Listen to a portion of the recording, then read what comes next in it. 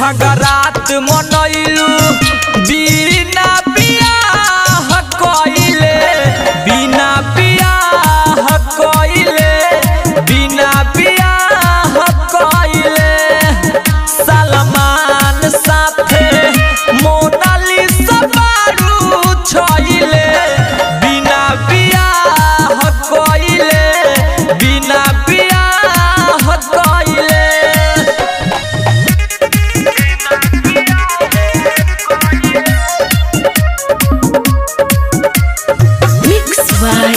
सोनू सावरिया।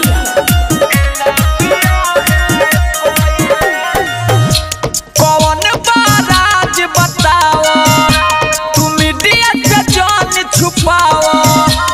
इज्जत तू गवाइए देलू सलमान साथे शादी रचाओ।